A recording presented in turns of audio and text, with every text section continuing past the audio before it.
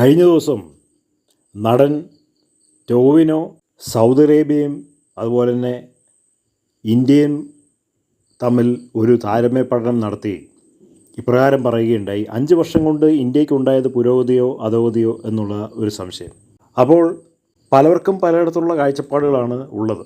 പുരോഗതി എന്നുകൊണ്ട് ആളുകൾ എന്താണ് ഉദ്ദേശിക്കുന്നത് എന്നുള്ളത് പലരുടെയും വ്യത്യസ്തമായിട്ടുള്ള നിലപാടുകളാണ്. സൗദി അറേബ്യ രാജഭരണമുള്ള ഒരു നാടാണ്. 12.8 ബില്യൺ ബാരലാണ് അസംസ്കൃത എണ്ണ ഒരു ദിവസം അവർ വിൽക്കുന്നത്.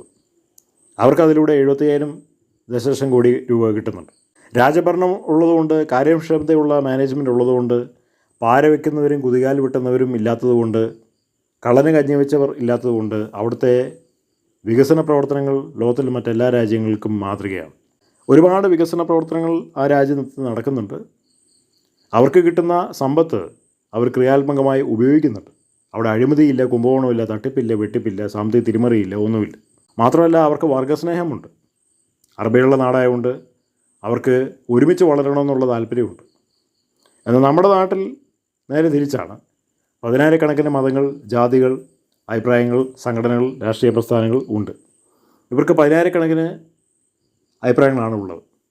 ഒരാൾക്ക് വികസനം എന്ന് തോന്നുന്ന വിഷയം മറ്റൊരാൾക്ക് അധപതനമായിട്ടാണ് ഇരിക്കുന്നത്. അതുകൊണ്ട് അവരതിനെ എതിർക്കുന്നു, വിമർശിക്കുന്നു.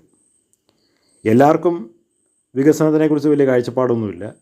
എങ്ങനെ ഇന്ത്യയെ വികസിപ്പിച്ചെടുത്ത് അമേരിക്കയായിട്ടും വലിയ രാജ്യമാക്കി മാറ്റണമെന്നുള്ള ഒരു കാഴ്ചപ്പാട് എല്ലാവർക്കും ഇല്ല. അതുകൊണ്ട് ഓരോരുത്തർക്കും അവരുടേതായിട്ടുള്ള രീതിയിലാണ് അവർ കാര്യങ്ങൾ വ്യാഖ്യാനിക്കുന്നത്. മാത്രമല്ല ചില രാഷ്ട്രീയ പ്രസ്ഥാനത്തിലുള്ള നേതാക്കന്മാർക്ക് എല്ലാവരും നന്നാവണമെന്ന് അവർക്കൊരു താല്പര്യമില്ല. അങ്ങനെ താല്പര്യമില്ലാതിരിക്കുന്ന സാഹചര്യത്തിൽ എങ്ങനെയാണ് നമ്മുടെ രാജ്യത്തിന് വളർച്ചയുണ്ടാവുക? അപ്പോൾ ഇങ്ങനെയുള്ള ഒരുപാട് ഘടകങ്ങളാണ് ഇന്ത്യയിൽ വികസനം മുരടിച്ചിരിക്കുന്നത്.